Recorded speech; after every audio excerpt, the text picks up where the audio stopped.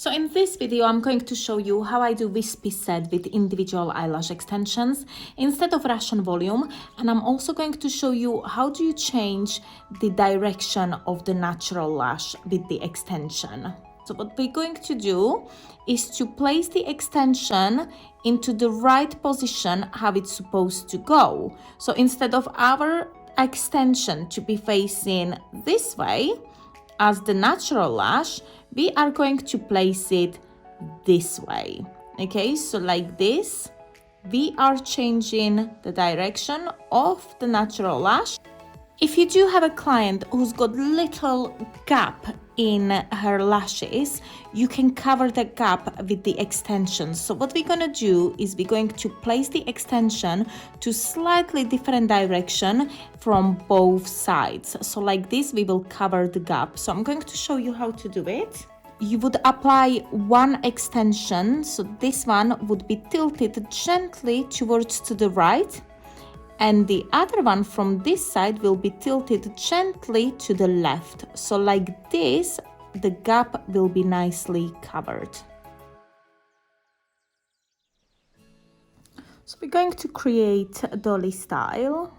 I'm starting always with the short lashes in the inner corner, and short lashes will be ended up in the outer corner. And we're going to have the longest lashes right in the middle. So from here all the way to here.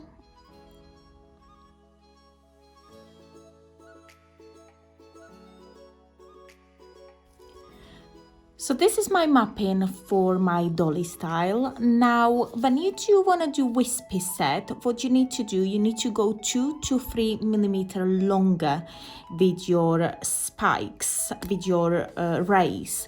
So all depends how many rays do you want to do. But for example, we can do rays in here, in here, in here.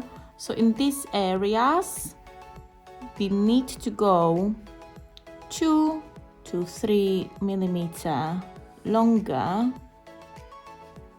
Okay. When we're working with rays, we don't really want to work with rays what they are the same thickness as our individual lashes. You need to be working with 4 to 5 individual lashes stacked together, what it's going to look like individual eyelash. So we need to be working with really thin lashes. So we can be working with 0.05s or sometimes with 0.07s, depending how thick do you want your ray to look like. When we're working with rays, our rays can be curlier than the individual lashes what we're using. So for example, if it's here 8C, we can be using 10 or 11D, because you need to remember that the curlier the lash, the shorter it becomes. So for example, if I've got C9 and I place next to it D9, my D will be slightly shorter, but it's going to look like C8. I hope that makes sense. If it doesn't, please let me know in a comment. When you do dip your ray in the adhesive, you have to make sure that the adhesive covers almost half length of your ray, because we don't want our ray to open.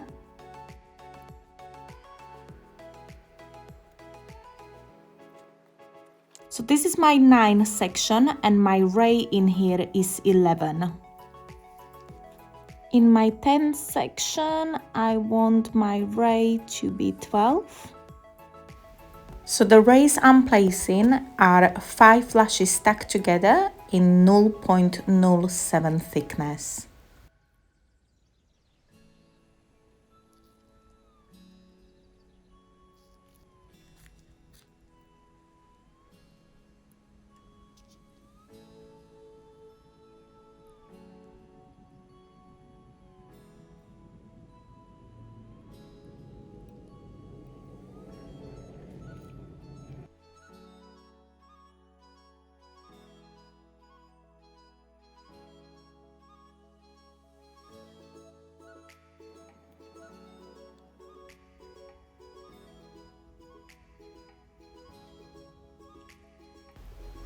And now I will be isolating the lash and applying individual extension on one eyelash only.